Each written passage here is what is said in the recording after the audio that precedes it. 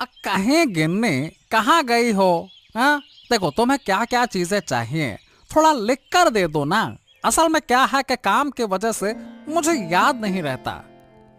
तुम तो हमेशा सब कुछ भूल जाते हो। तुम क्या सच में भूल जाते हो या फिर ये चाहते हो कि जो मैं चाहूँ वो मुझे ना मिले? अरे नहीं नहीं गिन्नी, ये तुम क्या कह रही हो? देखो, तुम जो चाहती हो, क्या मैंने तुम्हें आज तक नहीं दिया क्या? बताओ, क्या नहीं दिया है क्या? बताओ। हाँ हाँ दिया है, लेकिन इन दिनों तुम सब कुछ भूलने लगे हो।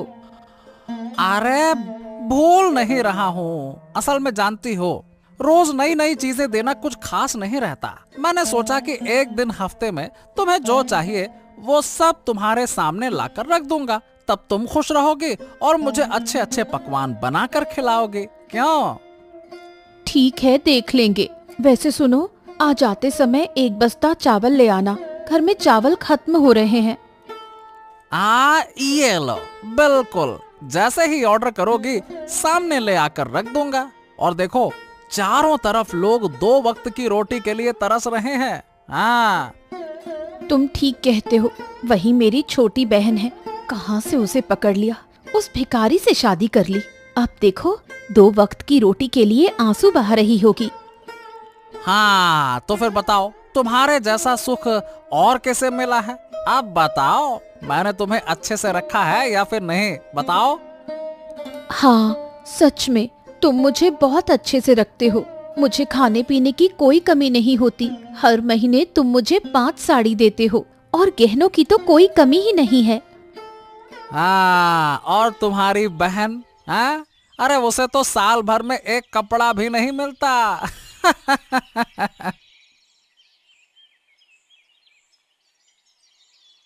अब तुमने तुमने मुझे देखकर मुझसे मुझसे शादी क्यों की? मैं अभी तक समझ नहीं पाया। आज तक तुम्हारी कोई इच्छा मैंने पूरी की है?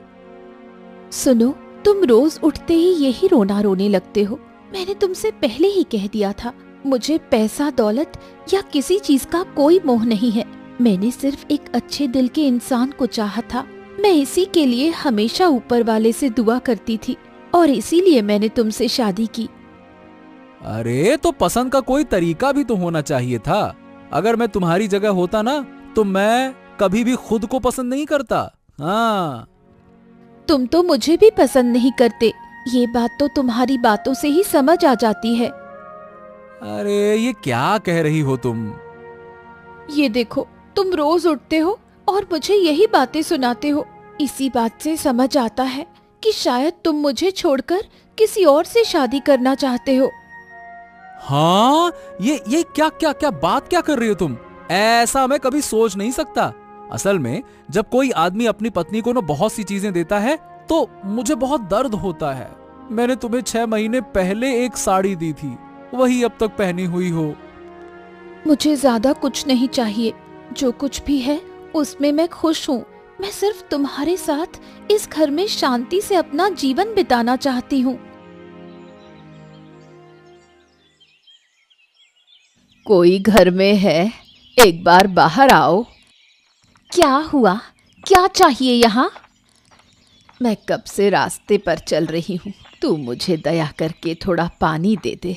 मुझे बहुत तेज प्यास लगी है।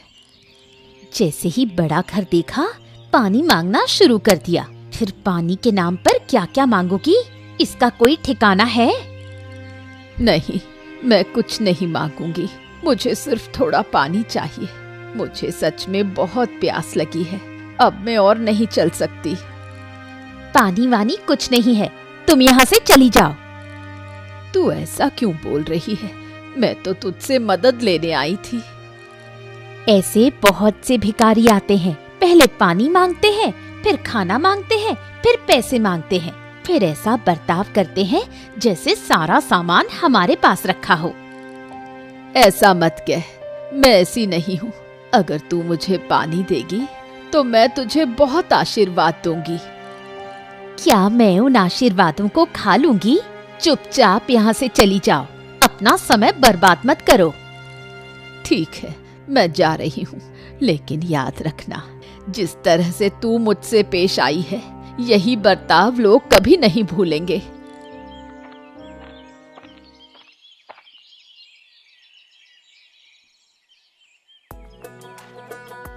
ले लो, खा। तुम लोग नहीं खाओगे तो क्या होगा?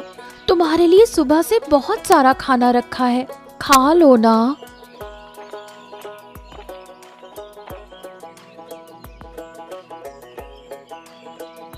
बेटा, मुझे थोड़ा पानी देगी? मैं बहुत दूर से चलकर आई हूँ, नदी के पार। किसी ने मुझे पानी नहीं दिया। इस बांस के पुल से होकर आई हूँ मैं। ये क्या बूढ़ी माँ, आप नदी के उस पार से बिना पानी पिए आ रही हैं? आइए मैं आपको पानी देती हूँ।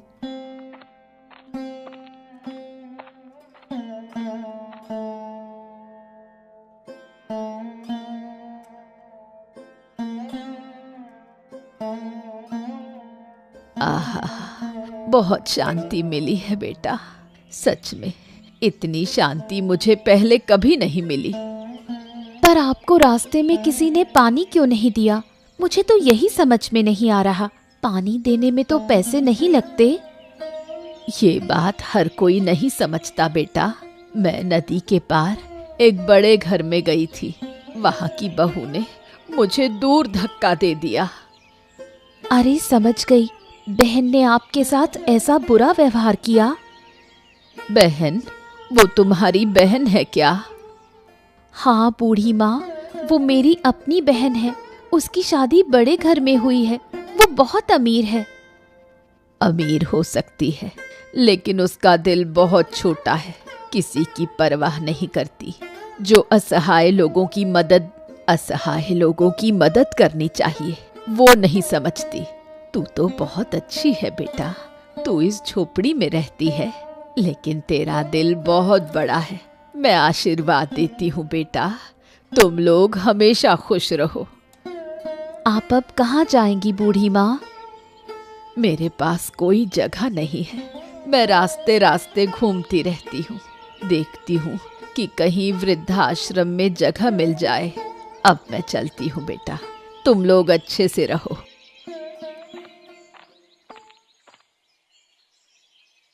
अरे कहाँ हो माँ रूपा?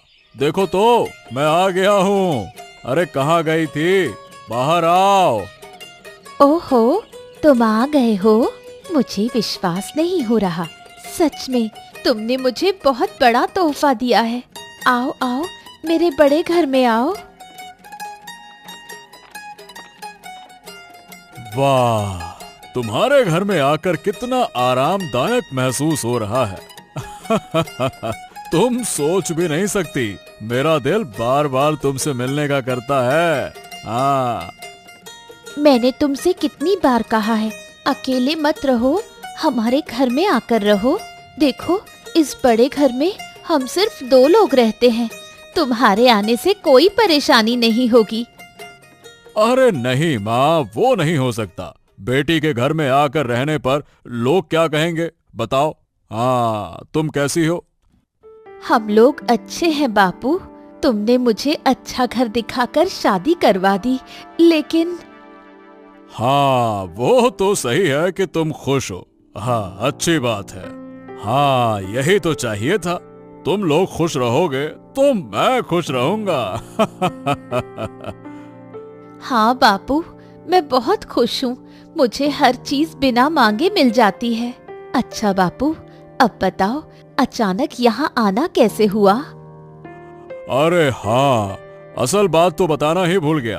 दरअसल मैंने एक दावत रखी है, तो तुम सभी लोगों को आमंत्रित कर लो। हाँ। सभी का मतलब बहन भी आएगी क्या? उनके घर अभी नहीं गया। सच कहूँ तो अब वहाँ जाना अच्छा नहीं लगता, लेकिन क्या कहें, जाना पड़ेगा। अब किसे समझाएं माँ। सही है बापू, तुम्हारी छोटी बेटी जो घर से बाहर गई है, 2 वक्त की रोटी भी सही से नहीं खा सकती। छोड़ो इन बातों को, अब मुझे बहुत भूख लगी है। अब 2 प्लेट खा लूं, फिर उनके गरीब घर जाना होगा। हाँ बापू, तुम बैठो, मैं तुम्हारे लिए खाना लाती हूँ।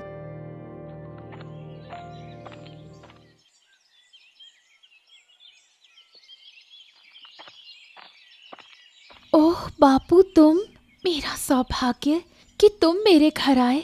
आओ आओ, अंदर आओ। अंदर आऊं? अरे तुम्हारे अंदर तो सब सामान ही है, घर और बाहर कोई फर्क ही नहीं है।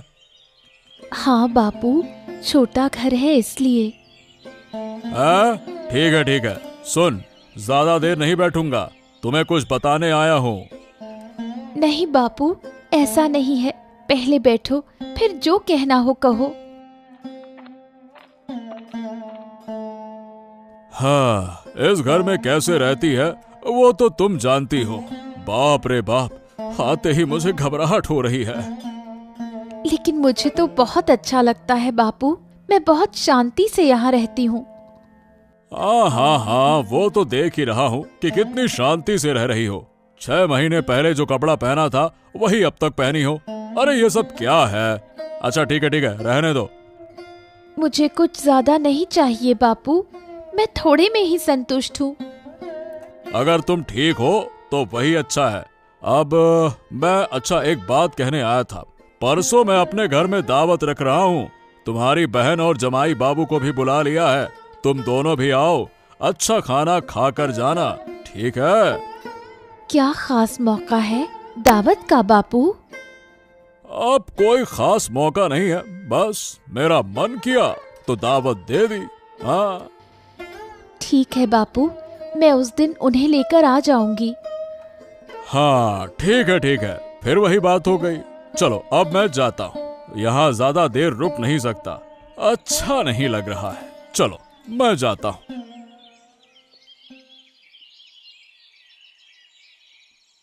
कहाँ दर्द हो रहा है बेटा, मुझे बताना, कहाँ दर्द हो रहा है तुझे? माँ, सिर में बहुत दर्द हो रहा है, पेट में भी बहुत तकलीफ हो रही है, मुझे कुछ दवाई दे दे माँ, मैं दवाई खाऊं तो तुरंत ठीक हो जाऊंगी। बेटा, मैं दवाई खरीदने के लिए पैसे नहीं जुटा सकती, तू थोड़ा आराम कर, मैं पहले निखिलदा के घर जाकर पैसे लेकर आती हूँ। निखिलदा मुझे जरूर मदद करेंगे। ठीक है माँ, जल्दी आना।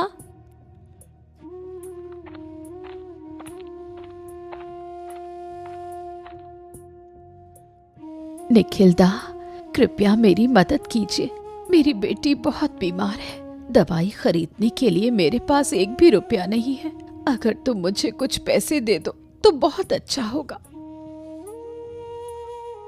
भाई, हम बहुत मुश्किल में हैं, मैं तुमसे मदद की उम्मीद लेकर आई हूँ, कृपया मुझे इनकार मत करो, नहीं तो मेरी बेटी की हालत बहुत खराब हो जाएगी, वो शायद बच नहीं पाएगी। अब मैं क्या करूं? कहां से मदद मांगूं? मुझे किसी भी हालत में अपनी बेटी को बचाना है। हाँ, मैं पलाशदा के पास जाती हूँ, लेकिन क्या वो मेरी मदद कर पाएंगे?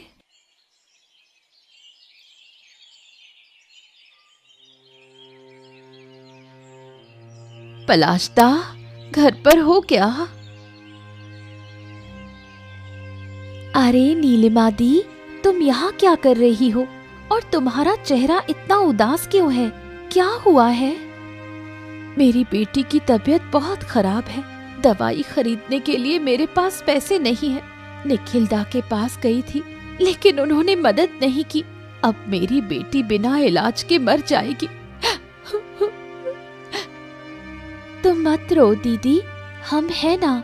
रुकिए, मेरे पास कुछ जमा पैसे हैं, मैं तुम्हें दे देती हूँ, तुम जाकर दवाई ले लो।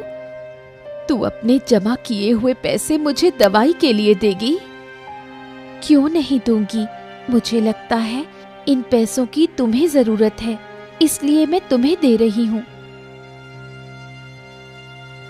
तुझे बहुत धन्यवाद, तुम्हारा दिल कितना बड़ा है, तूने आज मुझे समझाया है कि इंसानियत क्या होती है। ठीक है, अब ज्यादा धन्यवाद मत देना, जल्दी से दवाई लेकर घर जाओ। आओ जीवन, आओ, तुम दोनों के लिए मैं कब से इंतजार कर रहा था। तुम लोग इतनी देर से क्यों आए? मत पूछो, तुम तो उन्हें जानते ही हो, बस काम और काम, उन्हें कुछ और समझ ही नहीं आता, इसी वजह से थोड़ी देर हो गई आने में। अरे नहीं, अरे नहीं, काम में व्यस्त रहना बहुत अच्छा है, कम से कम खुद को व्यस्त रखा जाता है। पूरा दिन समय बर्बाद नहीं होता। चलो जीवन, तुम्हें थकान जरूर होगी, अब अंदर चलो। चलो चलो।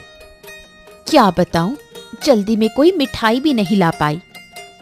अरे नहीं नहीं नहीं नहीं, इस बारे में चिंता मत करो। आओ आओ आओ, अंदर तो चलो चलो।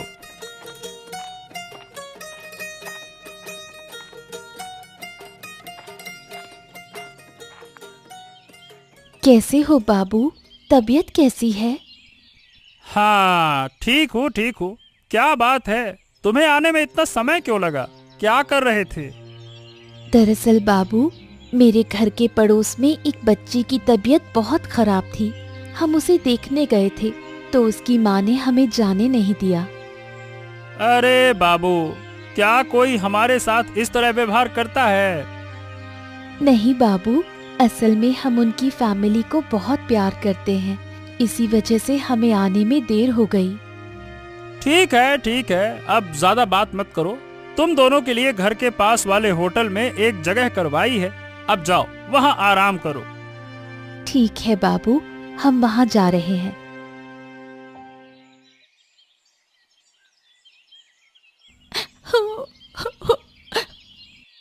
अरे क्या हुआ?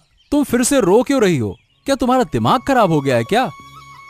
तुम्हें कुछ समझ नहीं आता? देखा, दीदी और जीजा जी को घर के अंदर ले गए और हमें इस बैठक में रहने दिया। ओफो, इसमें क्या बड़ी बात है?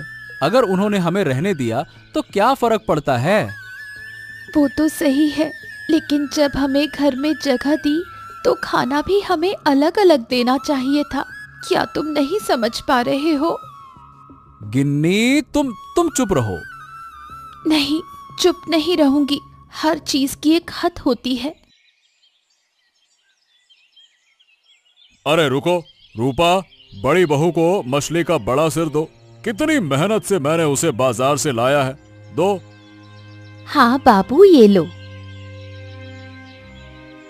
और ये दीपा, तेरे पति ने कभी इतनी बड़ी मछली नहीं खाई है। देख, एक ही जगह दो खा ले, कब फिर मौका मिलेगा ऐसा खाने का? हाँ? असल में बाबू, क्या तुम जानते हो, हम तो ये मछलियाँ आमतौर पर नहीं खाते, इसलिए हम इन्हें पचा भी नहीं पाएंगे। तुम तो हमारी पसंद की चिंगड़ी मछली ला सकते थे। तुम लोग क्या खा सकते हो? चिंगड़ी मछली की बात करते हो। अगर तुम पहले कहते तो जरूर ला देता, लेकिन अब कोई तरीका नहीं है। क्या बात है बाबू, हमें दावत दे रहे हो और हमारी पसंद के बारे में एक बार भी नहीं पूछा। ठीक से बात करो दीपा, तुम बाबू को अपमानित कर रही हो। तुम्हें क्या लगता है, तुम्हारी इस तरह से बात करने की हिम्मत कैसे हुई? अपमान तो हुआ है दीदी। बाबू ने हम दो बहनों को बुलाया, जब तुम दोनों को अंदर रहने दिया तो हमें बाहर क्यों रखा? ओफो गिन्नी, चुप रहो। नहीं, चुप नहीं रहूंगी। हर बात की एक सीमा होती है। बाबू, मैंने तुमसे ये सवाल पूछा है, क्या तुमने ये जानबूझकर किया है? क्या तुम नहीं जानते थे कि हमारे घर में खाना पीना कैसा होता है? मुझे लगा कि तुम लोग ये खाना पसंद करोगे। तुम अब तक समझ नहीं पाए बाबू, जरूरत से ज्यादा हमें कुछ नहीं चाहिए। अगर तुम नहीं समझ पाए तो ये हमारे लिए अपमानजनक है। अब मैं यहाँ एक पल नहीं रुक सकती। तो तुम लोग अब चले जाओगे? अगली बार दावत पर बुलाओ तो सोच समझकर। हमें तो बस चावल दाल और चिंगड़ी मछली चाहिए थी। चिंता मत करो बाबू, तुम्हारी दूसरी बेटी और जीजा जी है जिन्होंने तुम्हारे लिए इतना बड़ा आयोजन किया। अब तुम उन्हें खुश रखो। हम अब जा रहे हैं। ओफो, तुम ये क्या कह रही हो गिन्नी? तुम पापा के सामने ये सब बोल सकती हो क्या? हैं? अगर वो मुझे और तुम्हें अपमानित कर सकते हैं तो मैं भी बोल सकती हूँ। वो बड़े हैं इसलिए मैं अब तक चुप रही, लेकिन हमेशा चुप रहना ठीक नहीं है। अपने आत्मसम्मान को किसी के सामने बेचना नहीं चाहिए। देखो, मेरे लिए तुम्हें कितना अपमान सहना पड़ रहा है। ये तुम्हारी गलती नहीं है। जिनकी जैसी मानसिकता होती है वो वैसा ही करेंगे। चलो, दिन भर से कुछ नहीं खाया, घर में मैंने झींगा मछली तल कर छोड़ी है। 2 कटोरी चावल डालकर फिर झींगा मछली से आराम से खा लेना। अरे बाबा, आप यहाँ? अब नहीं नहीं नहीं नहीं नहीं आकर मैं रह नहीं सका। असल में मैंने तुम दोनों के साथ बहुत गलत व्यवहार किया है। मैंने आसपास के लोगों से सुना है कि तुम्हारा घर छोटा हो सकता है, लेकिन तुम्हारा दिल बड़ा है। इसीलिए मैं तुमसे माफी मांगने आया हूँ। अरे अरे, ये क्या कह रहे हैं बाबा आप तो बड़े आदमी हैं, हमसे माफी क्यों मांगेंगे? ऐसा मत कहिए, ऐसा मत कहिए। अब देखो, आज दोपहर मैंने जो व्यवहार किया। आहा, हमने उन बातों को अब सोचा भी नहीं है। आप इन सब बातों को भूल जाइए। पलाशदा, मेरी बेटी ठीक हो गई है। अगर मुझे उस दिन दीपा पैसे नहीं देती तो मैं दवाई नहीं खरीद पाती। ओ, तुम्हारी बेटी तो बीमार हो गई, ये तो मुझे पता ही नहीं था। दीपा ने शायद आपको नहीं बताया, लेकिन आज मैं आपके पैसे वापस करने आई हूँ। किस पैसे की बात कर रही हो? मैंने तुम्हें पैसे लौटाने को कहा था क्या? तुम्हारी बेटी ठीक हो गई, मुझे बहुत खुशी हुई। लेकिन ऐसा कैसे हो सकता है? इस बारे में तुम्हें चिंता करने की जरूरत नहीं है। मैं फिर से काम करके पैसे जमा कर लूंगी। तुम अपनी बेटी का ध्यान रखना। सच में माँ, मैं हैरान हूँ तुम्हें देखकर। तुम गरीब होते हुए भी दूसरों की मदद कर रहे हो। मुझे तुम पर गर्व है।